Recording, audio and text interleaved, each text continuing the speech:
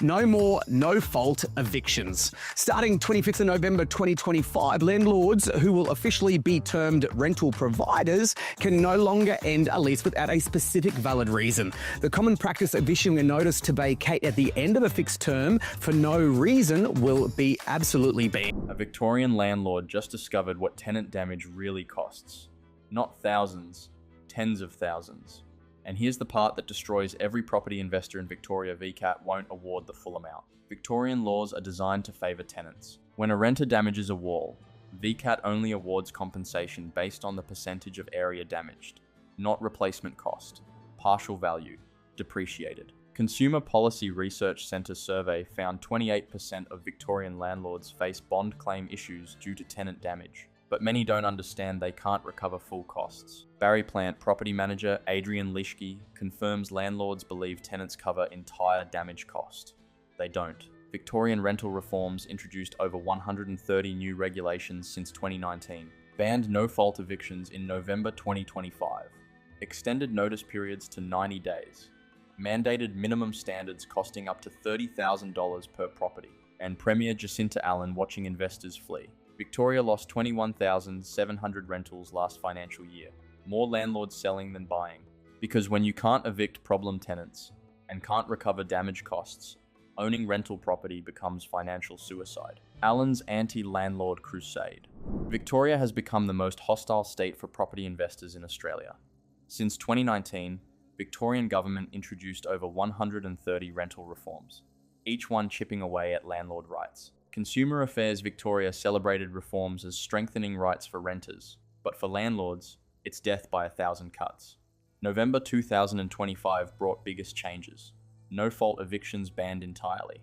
Previously, landlords could issue Section 21 notice to vacate at end of fixed-term lease. No reason required. Now need valid grounds. Unpaid rent. Serious property damage. Illegal activity. Landlord moving back in. Sale of property. Major renovations requiring vacancy. That's it. Compliant tenant paying rent can't remove them, ever, unless you sell or move back in. Notice periods extended from 60 to 90 days. Rent increases, 90 days notice. Eviction, 90 days notice. Gives tenants 3 months to prepare. Sounds reasonable. Except for landlords with problem tenants. 3 months of watching property deteriorate. 3 months of unpaid rent accumulating. 3 months of stress. Can't do anything faster. Rental bidding banned. Advertisements must show fixed price. Can't accept offers above advertised rent, even if tenant volunteers higher amount. Illegal. Maximum 4 weeks rent advance. Can't ask for more, even if tenant willing. Laws designed to protect vulnerable renters. Reality makes it impossible to assess tenant reliability or commitment. Minimum standards mandated. Every rental must have fixed heater in main living area. Adequate ventilation. Structurally sound. Weatherproof. Window coverings in bedrooms. Standards must be met before advertising, not when tenant moves in, before listing. Victorian Chamber of Commerce estimated compliance costs up to $30,000 per property. Government claims $5,000. Either way, landlords paying thousands in upgrades, just to rent properties legally. Consumer Policy Research Centre report revealed 80% of Victorian landlords rely heavily on agents to identify repair and maintenance needs. Accidental investors. Those who didn't intend to become landlords, but did due to life circumstances, expressed lowest confidence at just 32% in understanding their legal obligations. The landlord who lost $85,000. Peter is 58, owns investment property in Dandenong. Bought it in 2010 for $380,000. Tenanted continuously for 12 years. No major problems. Good tenants. Rent-covered mortgage. Rates. Insurance. Maintenance. Small positive cash flow. Building equity for retirement. March 2022. Long-term tenants gave notice. Moving interstate. Peter listed property through agent. Market tight. Multiple applications. Agent recommended young family. 2 kids. Both parents working. References checked out. Bond paid. Lease signed. Family moved in April 2022. First 6 months fine. Rent paid on time. No complaints. Then December 2022. Rent late. Peter called agent. Agent contacted tenants. Financial difficulties. Christmas expenses. Promised to catch up. Rent resumed January, but arrears remained. $3,200 owing. February 2023. Rent stopped completely. Agent sent notices. Tenants not responding. March 2023. Agent inspected property. Tenants refused entry. Claimed inconvenient timing. Rescheduled twice. Finally gained access April 2023. Damage everywhere. Holes punched in walls. Carpet stained and ripped. Kitchen cabinets broken. Bathroom tiles cracked. Backyard trashed. Fence damaged. Agent took photos. Estimated repairs $25,000 minimum. Agent issued breach notice for unpaid rent and property damage. Tenants ignored. Agent filed VCAT application for termination and compensation. VCAT hearing scheduled July 2023. 3 months wait. Meanwhile, tenants still occupying. No rent being paid. Property deteriorating further. July 2023 VCAT hearing. Member found in Peter's favour.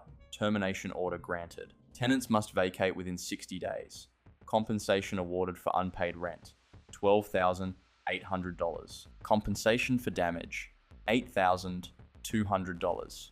Peter confused. Repair quotes totaled $32,000. Why only $8,200? VCAT explained. Damage assessed on depreciated value, not replacement cost. Wall with hole? Can't claim full wall replacement. Only percentage damaged. Carpet 10 years old? Depreciated value almost zero, even though replacement costs $8,000. Kitchen cabinets damaged? Depreciated over useful life. Original cost $15,000. Age 10 years. Useful life 15 years. VCAT awards $5,000. Actual replacement $18,000. Tenants didn't vacate. Sheriff required for eviction. Cost $1,200. Property finally vacant. October 2023. 6 months after VCAT hearing. Peter inspected. Worse than April photos. Additional damage. Windows broken. Doors off hinges. Hot water system damaged.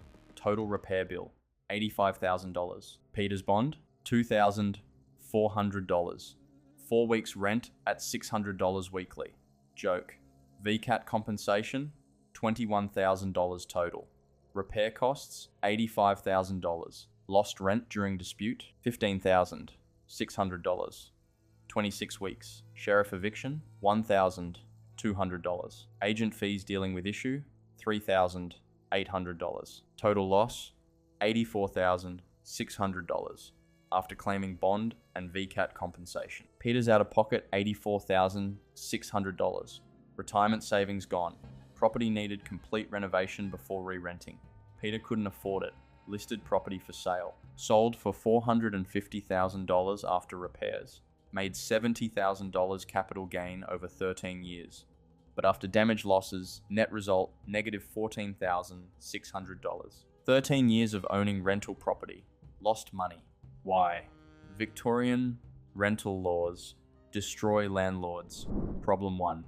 VCAT awards depreciated value, not replacement cost. 10-year-old carpet damaged, worth almost nothing despite costing $8,000 to replace. Walls with holes, only percentage of wall area awarded. Appliances, broken, depreciated over useful life. Landlords can't recover actual costs. Problem 2. Bond amounts inadequate. Maximum 4 weeks rent. Average Melbourne rent $650 weekly. Maximum bond $2,600. Doesn't cover serious damage. Peter's situation, $2,400 bond versus $85,000 damage. Catastrophic shortfall. Problem 3. VCAT process takes months. Application to hearing, 3 to 4 months. Hearing to eviction, 2 months. Sheriff eviction, another month. Total 6 to 7 months. While tenant occupying rent-free. Damaging property further. Landlord bleeding money monthly. Problem 4. Enforcement impossible. VCAT orders tenant pay compensation. Tenant ignores. No income, no assets. Can't garnish wages if unemployed. Landlord gets judgment. Worthless. Can't actually collect. Tenant walks away. Landlord left with loss. Problem 5. Can't evict problem tenants quickly. No fault evictions banned. Need grounds. But proving serious damage requires VCAT hearing. Months of delay. Meanwhile, tenant causing more damage. Can't act preventatively. Must wait for catastrophic damage before VCAT acts. Adrian Lischke, Barry Plant Property Manager. Landlords don't understand things like the percentage. Let's say a renter damages a wall. VCAT will only award damages based on the percentage of the area that the renter has damaged, not full wall replacement. Percentage. means landlords always lose money on damage claims. Consumer Policy Research Centre report found 41% of landlords faced rental application issues. 27% of accidental landlords left tenant complaints unresolved in past year. Why? Because resolving complaints through VCAT expensive, slow, and ultimately doesn't recover costs. What Allan should do: reform VCAT compensation rules. Allow full replacement cost claims, not depreciated values. If tenant destroys carpet, landlord shouldn't subsidise replacement from depreciated award. Tenant caused damage. Tenant should pay full cost. Adjust rules to reflect reality. Increase bond amounts. 4 weeks insufficient. Allow up to 8 weeks bond for properties over certain value, or percentage of property value. $500,000 property. 2% bond equals $10,000. Better protection against serious damage. Fast-track VCAT hearings for property damage. Prioritize cases involving significant damage, hearing within 30 days, not 3 months. Prevents further deterioration while awaiting resolution. Create real enforcement mechanisms. VCAT orders must be enforceable. Government-backed collection service. Automatic wage garnishment. Asset seizure. Credit rating impacts. Make orders meaningful, not worthless paper. Allow preventative evictions for concerning behavior. If tenant causing problems, noise complaints, property neglect, suspicious activity, landlord shouldn't wait for catastrophic damage. Early warning system. Address issues before they become Peter's $85,000 nightmare. Provide landlord insurance subsidies. Encourage landlords to carry insurance covering tenant damage. Government subsidy makes premiums affordable. Insurance industry more willing to cover if government backing risk. Protects both landlords and tenants. But Allan's doing opposite. More tenant protections, more landlord restrictions, more compliance costs. Result? Landlords fleeing. 21,700 rentals lost last financial year. Victoria's rental crisis isn't supply shortage, it's investor exodus. And Allan's policy is accelerating it, where this crisis ends. Best case, Allan pauses reforms, allows market to stabilize. Some investors return. Maybe 10,000 to 15,000 new rentals over next 3 years. Crisis eases slightly. Peter's story becomes cautionary tale, not standard experience. Worst case, reforms continue. More landlords exit. Victoria loses another 30,000 to 40,000 rentals by 2027. Vacancy rate drops below 1%. Rents surge 30 to 40%. Rental crisis becomes catastrophe. Families homeless. Social breakdown. Political emergency. Allan forced to reverse course. Too late. Damage done. Realistic scenario. Investor exodus continues at current pace. 15,000 to 20,000 rentals lost annually. Vacancy stays below 2%. Rents climb 5 to 8% yearly. Professional landlords with multiple properties stay. Can absorb occasional bad tenant. But small investors like Peter? Gone. Sold. Never returning. Rental market consolidates. Corporate landlords replace individuals. Less flexibility. Higher rents. Worse outcomes for tenants. Peter sold his Dandenong property in 2023. Swore never to invest in Victorian rental property again. 13 years. Lost money. Destroyed financially and emotionally. Now invests in shares. No tenant problems. No VCAT nightmares. No $85,000 losses. The panic Allan won't admit. Victorian rental reforms introduced 130 plus regulations since 2019. No-fault evictions banned November 2025. Notice periods extended to 90 days. Minimum standards costing up to $30,000 per property. Rental bidding prohibited. Maximum 4 weeks rent advance. Consumer Policy Research Centre found 28% of landlords face bond claim issues. Many unaware Victorian laws favour tenants. VCAT awards depreciated values, not replacement costs. Barry Plants, Adrian Lischke confirms landlords believe tenants cover full damage. They don't. Peter owned Dandenong property 13 years. Problem tenants caused $85,000 damage. Bond covered $2,400. VCAT awarded $21,000. Out of pocket $84,600. Lost money over 13 years despite property appreciation. Sold. Never investing in Victorian rentals again. This is how Premier Jacinta Allan's tenant protection reforms destroyed Victoria's rental supply. When landlords can't evict problem tenants quickly, damage escalates. When VCAT awards depreciated values instead of replacement costs, landlords subsidize destruction.